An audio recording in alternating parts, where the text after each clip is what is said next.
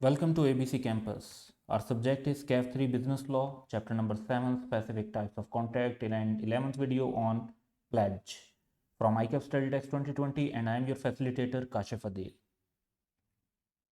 तो इस वीडियो में हम डिस्कस करेंगे राइट्स ऑफ प्लेजर एंड प्लेजी, और उसके बाद हम डिस्कस कर रहे होंगे इन द एंड कि वो कौन से सिचुएशंस है जहाँ पे एक नॉन ऑनर की तरफ से भी अगर प्लेज करवाया जाए तो वो वैलिड हो सकता है।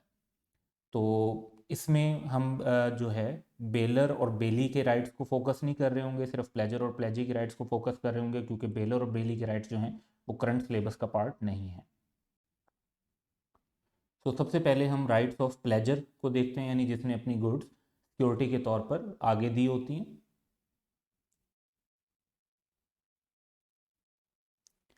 पहला राइट है right to get back goods.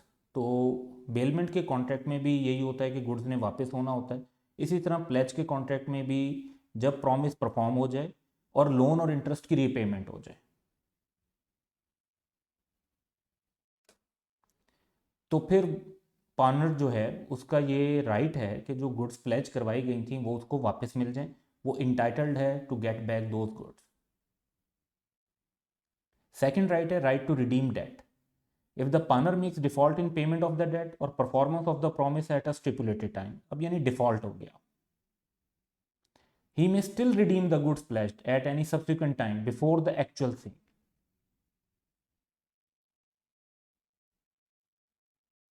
In this case, he must pay in addition any expenses which have arisen from his default. अब इसकी मैं एक एग्जांपल अगर आप लोगों के साथ शेयर करूं तो वो ये बनती है कि फॉर एग्जांपल एक शख्स ने लोन की पेमेंट में डिफ़ॉल्ट किया और दूसरी पार्टी ने फिर उन गुड्स को सेल करने का प्लान बना लिया, एक ऑक्शन का नोटिस इशू कर दिया। ऑक्शन में सेल होने से पहले पहले जा उस शख्स वो शख्स जो है जिसकी गुड्स थी वो अपना लोन पे कर देता है, और जो खर्चे हैं जो ऑक्शन के लिए उनका एक्सपेंस हो चुका है वो भी जब पे कर देता है तो वो अपनी गुड्स वापस ले सकता है।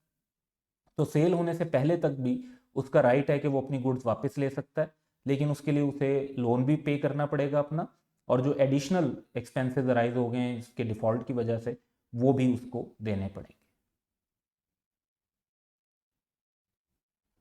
राइट टू सी। पानर का ये राइट भी होता है कि जो उसकी गुड्स हैं वो उनको चेक कर सके कि जी क्या जो पौनी है उसने उन गुड्स को प्रॉपरली प्रिजर्व किया हुआ है, प्रॉपरली मेंटेन किया हुआ है या नहीं। तो उसके लिए वो उन्हें चेक कर सकता है, एग्जामिन कर सकता है और चेक करने के लिए कह सकता है। तो हम इन तीनों जो राइट्स हैं उनकी वन बाय वन जो है एग्जांपल्स देखेंगे और इलस्ट्रेट करेंगे। तो सबसे पहले है जी right to get back goods की बात। तो यहाँ पर सिनेरियो हमारे पास ये है कि दो पार्टीज हैं, आज़म और एक बैंक है। तो आज़म ने जो है लोन लिया बैंक से 100,000 का on interest of 1% per month, जो कि 1,000 बनेगा, और अपनी गुड्स जो हैं लैपटॉप सिक्योरिटी के तौर पर बैंक के पास रखवा दिया। अब आज़म जब भी अपना लोन जो है वो विद इंटरेस्ट पे कर देता है तो उसका राइट है कि उसको उसका लैपटॉप मिल जाए। तो ये सिंपली एग्जांपल 82 इलस्ट्रेट हो गई। राइट टू रिडीम डेट का पॉइंट अगर हम देखें तो यहाँ पर हम देखते हैं कि जी वंस अगेन सिनेरियो है, आज़म ने बैंक से लोन लिया और अपना लैपटॉप सिक्योरिटी के तौर पे दिया, फिर आज़म की तरफ से जो है ना डिफ़ॉल्ट हो जाता है और एबीसी बैंक जो है वो लैपटॉप को ऑक्शन के लिए पुट कर देता है। तो यहाँ पर ये पॉइंट होगा कि स्टिल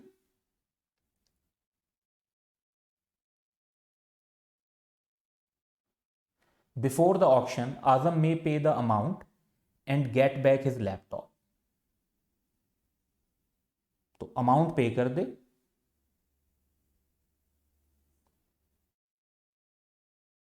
और अपना लैपटॉप वापस ले। तो ऑक्शन अगर हो चुका होगा, सेल हो चुकी होगी, फिर तो ये नहीं हो सकता, लेकिन उससे पहले तक भी उसका राइट टू रिडीम है, यानी एक बार डिफॉल्ट करने से उसका राइट टू गेट बैक खत्म नहीं होता। बिफोर अल्टीमेट सेल उसका राइट रहेगा आजम का कि वो बैंक से अपनी चीज़ वापस ले सकता है, उसके लिए उसे पेमेंट करनी पड़ेगी और उसमें अगर कोई एडिशनल एक्सपेंस हुए हैं तो वो भी पे करने पड़ेंगे। Right to see. तो Alisha borrows ₹100,000 for a period of 1 month on an interest rate of 1% per month, जो कि 1,000 का इंटरेस्ट बनेगा from ABC bank, and kept her jewellery as security. So अब यहाँ पर अभी कॉन्ट्रैक्ट अगर चल रहा है तो Alisha has right to check whether her jewellery is being properly kept by the bank.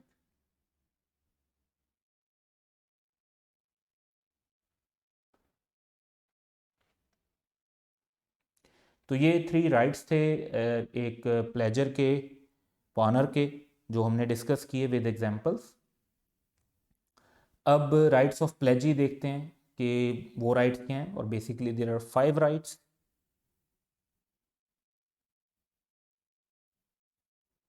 तो पहला राइट जो है वो राइट ऑफ रिटेनर है। द पानी में retain the goods pledge for payment of the debt और performance of the promise for the interest of debt और all necessary expenses. तो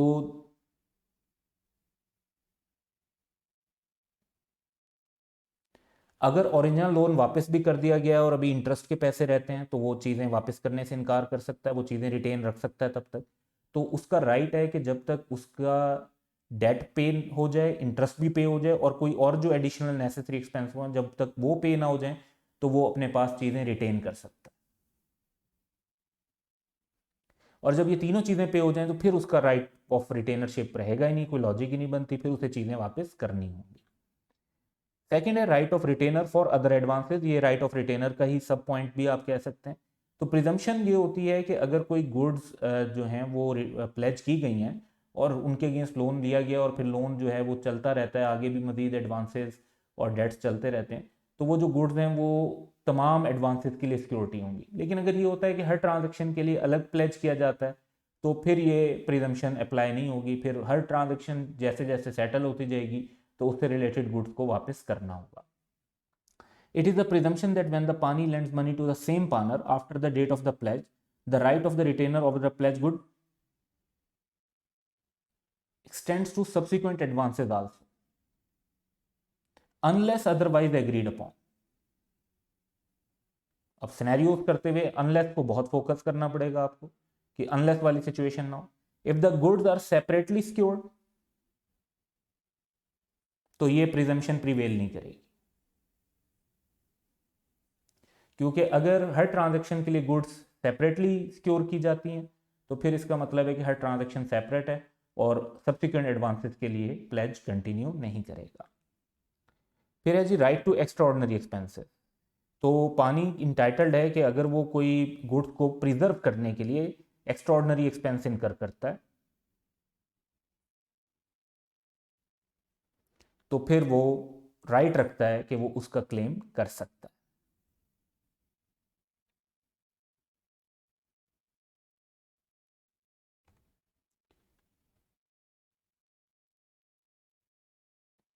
फोर्थ है when right against true owner when the pawner's title is defective. अब आपको पता चलता है कि जी जिस शख्स ने आपके पास गुड्स प्लेज करवाई उसका तो अपना टाइटल डिफेक्टिव था, असल में गुड्स उसकी नहीं थी, और ट्रू ऑनर जो है उसको गुड्स वापस करनी है।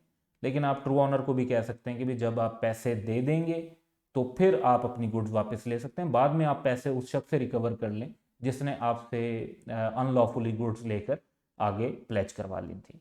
तो उस ट्रू ऑनर के अगेंस्ट भी राइट है।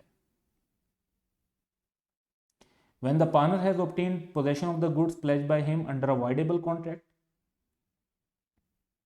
अब देखें किसी ने फ्रॉड से गुड्स ली और उसके बाद जो है वो गुड्स जो हैं प्लेज करवा दी, अब बाद में फ्रॉड की वजह से कॉन्ट्रैक्ट वाइडेबल हो गया और दूसरी जो पार्टी है वो कॉन्ट्रैक्ट को रिसिंड करती है, तो ट्रू ऑनर को अब गुड्स मिलनी चाहिए, लेकिन आप उसे कह सकते हैं कि जब तक प्लेज के पैसे नहीं देंगे मुझे तब तक ये गुड्स नहीं आपको दी जाएंगी। But the contract has not been rescinded at the time of the pledge, the pawnee acquire the good title to the goods provided he acts in good faith and without notice of the pawner's defect of title. तो ये condition अभी हम आगे भी discuss करेंगे इसी video के अंदर कि किन किन सिचुएशन में नॉन ऑनर की तरफ से जिसका टाइटल डिफेक्टिव होता है उसकी तरफ से भी प्लेज हो जाए तो वो एक वैलिड प्लेज होता है, और फिर ट्रू ऑनर के अगेंस्ट जो राइट्स होते हैं प्लेजी के वो एग्जिस्ट करता है।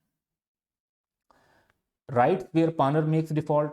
तो अगर जो है पानर ने डिफ़ॉल्ट कर दिया, अपना लोन पे नहीं किया, इंटरेस्ट पे नहीं किया, या परफॉर्मेंस ऑफ प्रॉमिस नहीं की, तो पानी कैन एक्सरसाइज फॉलोइंग राइट्स, एक तो है right to sue. Right to sue में ये होता है कि केस फाइल कर देते हैं और डेट और प्रॉमिस पर और गुड्स को रिटेन कर सकते हैं एज कोलैटरल सिक्योरिटी। दूसरा ये होता है कि आप गुड्स को सेल कर सकते हैं, लेकिन सेल करने के लिए एक रीजनेबल नोटिस देना होगा। और फिर अगर कोई पैसे कम पड़ जाते हैं तो वो आप उसके लिए केस कर सकते हैं। इसी तरीके से अगर कोई एक्स्ट्रा पैसे आ जाते हैं तो वो फिर आपको पार्टनर को वापस करनी होगी। तो इसकी ज़रा एग्जांपल ले लेते हैं। अगर फर्ज करते हैं कि जी एक शख्स ने हमसे लोन लिया 10 मिलियन का और अपनी गुड्स दी, उसके बाद डिफ़ॉल्ट कर दिया, हमने वो गुड्स सेल की, वो 8 मिलियन की सेल हुई, तो हम अभी भी उससे रिमेनिंग 2 मिलियन रिकवर कर सकते हैं। इसी तरह अगर वो गुड्स सेल हो गई 15 मिलियन की, तो हमारा डेट तो सिर्फ 10 मिलियन का था, तो 10 मिलियन हम अपने पास रखेंगे और जो सरप्लस 5 मिलियन है वो उसको वापस कर देंगे। अब इन जो हमने यहाँ पर राइट्स पढ़े प्लेजी के, पानी के, इनको ऊपर हम जो है अब एग्जाम्पल्स को डिस्कस करेंगे। सो यहाँ पर एक नोट भी है मेंशन कि other duties of pawnee and pawner are same as duties of bailor and bailee. लेकिन duties of bailor and bailee जो है वो पार्ट ऑफ सिलेबस नहीं है।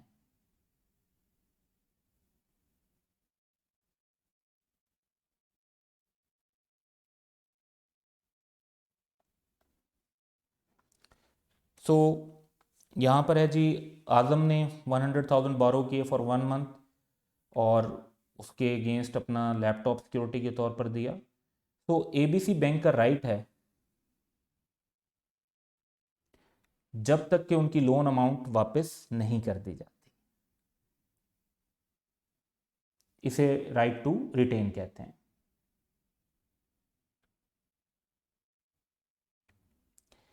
इसी तरह जी, हफ्ता pledged gold with Babar against a loan of ₹100,000 at a markup of 15% per annum. Being concern with the growing incidences of burglary, चोरी वगैरह हो रही थी शहर में, बाबर ने गोल्ड को इंश्योर करवा दिया। तो at the time of repayment Babar claim the cost of insurance cover in addition to the principal sum due and interest. तो वो अब क्लेम कर रहा है जी प्रिंसिपल अमाउंट, इंटरेस्ट और इंश्योरेंस का जो प्रीमियम था।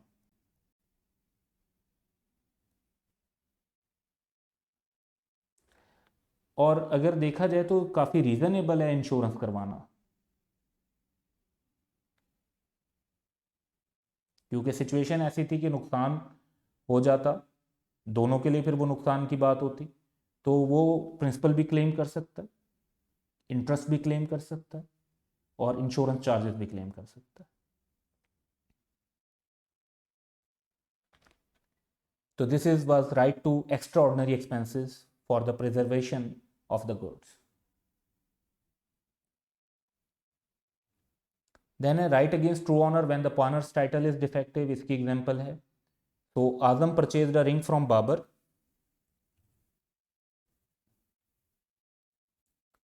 And gave fake cheque. और फिर आजम ने उस रिंग को सलीम के पास प्लेज करवा दी और उससे लोन के पैसे ले लिए। अब ये सब कुछ हुआ डिस्कवरी ऑफ फ्रॉड से पहले। फिर फ्रॉड की डिस्कवरी हो गई तो अब ये पता चला कि आजम का टाइटल तो गलत है। अब सलीम ने रिंग वापस करनी है बाबर को, लेकिन सलीम का राइट है कि वो बाबर को कहे कि जब तक मेरे पैसे नहीं मिलेंगे मैं रिंग वापस नहीं करूंगा। अब बाबर अगर सलीम को पेमेंट कर देता है तो फिर बाबर वो रिकवरी आजम से कर सकता है।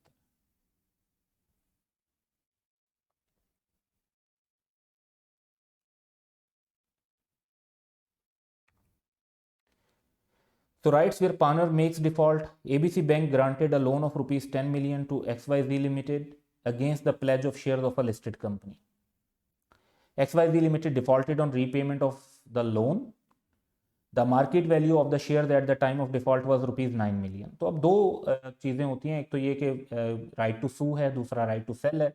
ABC bank can file a suit for the recovery of defaulted amount and retain the pledge shares, और after giving reasonable notice to XYZ limited may sell the shares of the listed company.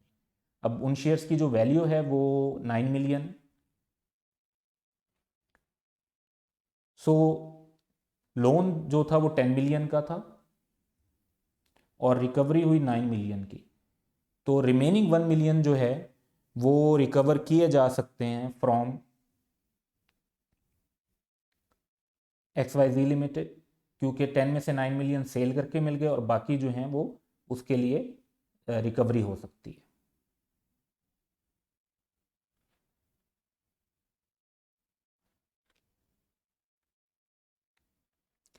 सो यहाँ पे हमने rights भी discuss कर लिए of पानी। अब हम डिस्कस करते हैं pledge by non owner. General rule तो ये है कि सिर्फ ऑनर ही वैलिड प्लेज क्रिएट कर सकता है, लेकिन कुछ एक्सेप्शंस हैं जिनमें एक नॉन ऑनर जो है वो भी वैलिड प्लेज क्रिएट कर सकता है, जिसमें पहला सिचुएशन है pledge by mercantile agent. The pani of goods from a mercantile agent who has no authority from the principal to pledge gets the good title to the goods if। अब देखें ये mercantile agent क्या होता है। Mercantile agent, अब यहाँ पर हम अपने आप को ऑनर समझते हैं और उस सिनेरियो से सारी चीज़ों को डिस्कस करते हैं। हमारा एक एजेंट है जो हमारे बिहाफ पर गुड्स सेल और परचेज करता है। एजेंट के पास गुड्स की पोजेशन है और डॉक्यूमेंट्स ऑफ टाइटल हैं, या और वो हैं उसके पास चीज़ें कॉन्सेंट से। हमने उसे ये कॉन्सेंट नहीं दी हुई कि प्लेज करवा ले, लेकिन जो चीज़ें हमने उसके पास रखवाई हैं वो विद कॉन्सेंट रखवाई हैं कि हाँ ये तुम अपने पास रखो सेल करने के लिए, लेकिन वो प्लेज करवा देता है उन गुड्स को और एक्ट कर रहा होता है in the ordinary course of business, यानी हमारे मर्केंटाइल एजेंट के तौर पे। अब रूटीन में ये होता है कि जो मर्केंटाइल एजेंट्स हैं, यानी जो हमारे बिहाफ पे गुड्स की सेल परचेज करते हैं, वो गुड्स को प्लेज भी करवा लेते हैं। तो अब जो थर्ड पार्टी है, जो प्लेजी है, उसको तो नहीं पता कि ये इसे मना किया हुआ है प्लेज करवाने से या नहीं किया हुआ, और वो गुड फेथ में एक्ट करती, और उसे नहीं पता कि एजेंट की अथॉरिटी नहीं है, एजेंट को हमने मना किया हुआ है। तो फिर गुड टाइटल आ जाएगा प्लेजी का, क्योंकि उसको उसकी तो गलती नहीं है, गलती हमारे मर्केंटाइल एजेंट की है कि हमने मना किया हुआ था, हमने अथॉरिटी नहीं दी थी प्लेज करवाने की, लेकिन उसने फिर भी प्लेज करवा लिया। लेकिन इसमें भी शरायतें हैं कि पोजेशन हो या डॉक्यूमेंट ऑफ टाइटल हो, गुड्स हमारी मर्जी से उसके पास हो, प्लेज वो हमारी मर्जी के अगेंस्ट कर रहा है, और जो पानी है वो उसके साथ मिला हुआ ना हो, वो गुड फेथ में प्लेज कर रहा हो ये समझते हुए कि इसको शायद इसके पास अथॉरिटी है और उसे लैक ऑफ अथॉरिटी का पता ना हो। So a French company sent to their agents in London certain pictures for exhibition, लेकिन देखिए भेजी खुद थी, but the agent pledge them. अब उन्होंने एग्जीबिशन के लिए भेजी थी, उसने प्लेज करवा लिया, प्लेज वैलिड होगा, क्योंकि थर्ड पार्टी को तो नहीं पता कि जी ये सिर्फ एग्जीबिशन के लिए आई हैं और प्लेज नहीं हो सकती।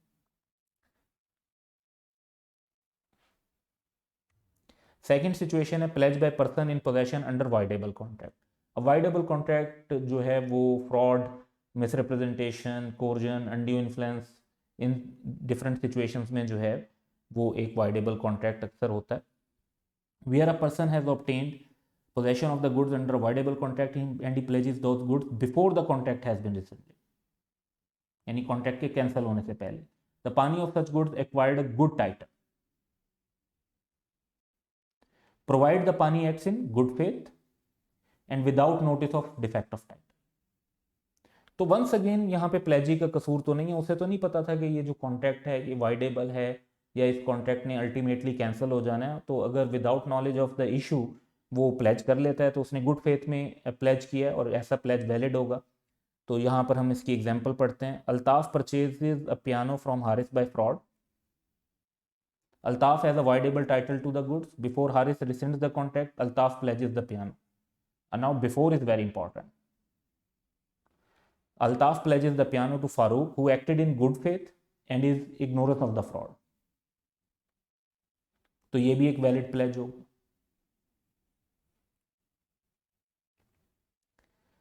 Pledge by seller in possession after sale. बाजू का तो ऐसा होता है कि एक आदमी जो सेलर है वो गुड्स सेल कर चुका होता है लेकिन अभी तक गुड्स की डिलीवरी नहीं की होती। तो ये सेल ऑफ गुड्स एक्ट है जो हमारा डायरेक्टली तो सिलेबस का पार्ट नहीं है, सिर्फ इधर हम थोड़ा सा उसको डिस्कस कर रहे हैं। तो where a seller having sold goods continues to be in possession of the goods, क्योंकि बायर कहता है कि जी मैं डिलीवरी कुछ दिन के बाद लूंगा, maybe for transportation reason और some other reason, or of the documents of title to the goods and pledges them either himself or through mercantile agent to a person who pledges them in good faith and without notice of the sale, तो valid pledge होगा।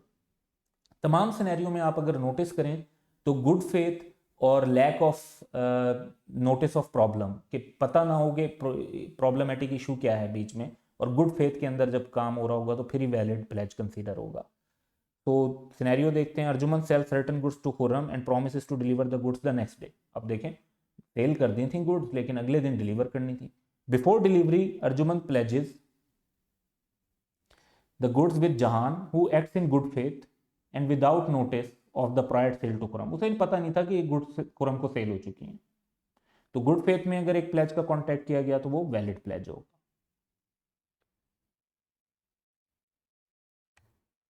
Pledge by buyer in possession before sale, बाजू का तो ऐसा होता है कि एक शख्स को गुड्स दी जाती हैं कि आप इन्हें चेक कर लें और फिर अगर आपको पसंद आए तो आप खरीद लीजिएगा। अब वो सेल अभी हुई नहीं है लेकिन गुड्स जो हैं उसकी पोजेशन में, वो अगर उन्हें प्लेज करवा देता है और बाद में पता चलता है कि उसने तो वो एक्चुअली खरीदी ही नहीं अभी तक, अभी तो वो सिर्फ जो है ना इंस्पेक्शन या चेकिंग या टेस्टिंग के फेज़ में थी, तो एक प्लेज वैसे तो गलत होगा। लेकिन अगर प्लेजी को पता नहीं है और वो गुड फेथ में without notice of the issue उनको प्लेज कर लेता है तो ये वैलिड प्लेज होगा। तो इसको रीड करते हैं। Where a person having bought or agree to buy goods obtains the consent with the consent of seller. अब देखिए उन्होंने सेलर से जो है वो जो गुड्स ली हुई हैं वो उसकी इजाज़त से ली हुई है, let's say for testing etcetera, लेकिन अभी खरीदी नहीं है। और documents of title of the goods and pledges them either himself or through an agent the pawnee who acts in good faith and without notice of any right of the original owner in respect of the goods, तो pledge of good जो है वो valid हो। Akbar agrees to buy a car from Zaheer if his mechanic approve. Akbar obtains possession of the car कि जी मैंने mechanic को check करवानी है और फिर मैं देखता हूँ कि खरीदनी नहीं, और वो मैकेनिक को चेक करवाने के बजाय उसने प्लेज करवा दी। अब नादिर को तो नहीं पता था, नादिर ने अगर ये प्लेज गुड फेथ में और without notice of the original उसके प्लेज किया तो pledge would be valid. Pledge with limited interest. If a person pledges goods in which he has only a limited interest, the pledge is valid to the extent of that interest. Thus, a person having a lien over the goods may pledge them to the extent of his interest. तो अगर आपके पास right to retain है कुछ goods का, तो उसमें जितना आपका राइट है और तो उतनी हद तक आप उसको प्लेज करवा सकते हैं। यहाँ पर ये जो एक हम अभी सिनेरियो पढ़ेंगे ये इसको काफ़ी इजीली क्लियर कर देगा। Alamgir delivers some cloth to Jahangir to make a suit and agree to pay rupees 150 as swing charge. Jahangir pledged the suit with Khurram for rupees 300. अब यहां पर देखें जहांगीर का जो राइट था वो 150 का था, प्लेज उसने करवाया 300 का, और गुड्स जो हैं वो ऑनर से रिलेट करती हैं, तो प्लेज 150 का वैलिड होगा और आलमगीर जो है वो सूट रिकवर कर सकता है after payment of 150 to Khurram, और बाकी 150 का जो प्लेज है वो इनवैलिड है। प्लेज बाय को ऑनर इन पोजेशन, तो जहां एक से ज़्यादा ऑनर्स हों तो उन्हें को ऑनर्स कहते हैं, और जो है वैसे तो तमाम को ऑनर्स मिलकर अगर प्लेज करवाएंगे तो वो एक वैलिड होगा, लेकिन अगर 2 या 3 को ऑनर्स में से सिर्फ एक उसको प्लेज करवा लेता है on behalf of all of them तो वो प्लेज भी वैलिड कंसीडर होता है। वंस अगेन यहाँ पे ज़रूरी होगा कि जो पानी है उसने एक्ट किया इन good faith and without notice about the co-owners. One of the several co-owners of goods in possession thereof with the consent of the other co-owners may create a valid pledge of the goods. तो Alamgir and Jahangir jointly own a car. Alamgir keeps the car with himself with Jahangir's consent. वो कहता है हाँ यार तुम चलाओ. Alamgir pledges it with Humayun. Jahangir never gave his consent for such pledge. The pledge is still valid because Humayun ने जो act किया वो इन good faith and without notice about the corner किया। तो ये पॉइंट्स थे जो आज हमने डिस्कस करने थे, और नेक्स्ट वीडियो के अंदर हम प्लेज और बेलमेंट का डिफरेंस और कुछ पास्ट एग्जाम्स कवर करेंगे। Have a good day.